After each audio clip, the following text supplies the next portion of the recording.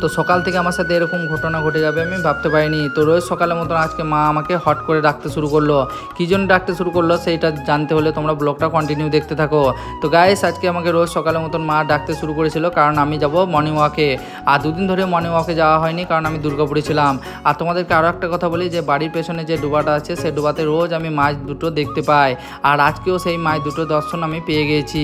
আর সেই মাছগুলো তোমাদেরকে দেখাবো যে রোজ কি করে জলের উপরে। তো গাইস, দেখতেই পাচ্ছ এই মাছগুলো জলের উপরে খাবি খায় মানে খেলা করে।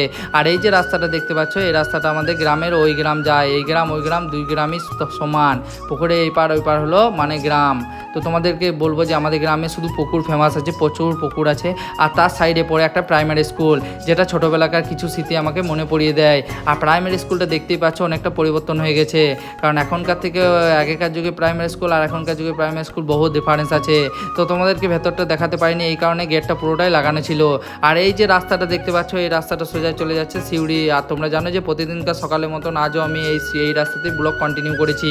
আর এই যে মন্দিরটা তোমাদেরকে দেখাবো, এই মন্দিরটা হলো রক্ষাকালী মন্দির। আর এই মন্দিরটা ছোট করে গড়ে উঠেছে আর খুব জাগ্রত মন্দির। আর এটা হলো মা রক্ষাকালী মানে মা তারার মন্দির। আর তার পাশে আছে একটা ছোট্ট খেজুর গাছ, যেটা আমি রোজ সকালে পাহারা দিই, কারণ এই খেজুরগুলো পাকলে হয়তো আমিই খাবো, কারণ রোজ সকালে আমি এই খেজুরের কাছে আসি।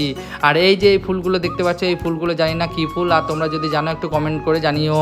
আর তোমাদের যদি ভালো লেগে থাকে তাহলে লাইক কমেন্টটা একটু বেশি বেশি করে দিও। হঠাৎ করে আমার পায়ে ব্যথা উঠে গেছিলো, তাই প্রতীক্ষালয়ে বসে পড়েছিলাম। তারপরে হঠাৎ করে আমার বাড়ি থেকে ফোন এলো, তাই চট করে আমি বাড়ি গিয়ে জল খেয়ে মানে চা খাবার জন্য আমি ফ্রেশ হয়ে নিলাম। আর চাটা খেতে খেতে তোমাদেরকে ব্লগটা আজকে এখানেই শেষ করলাম। আমার এই ব্লগ তোমাদেরকে কেমন লাগে একটু লাইক কমেন্ট করে জানিও। চলো টাটা।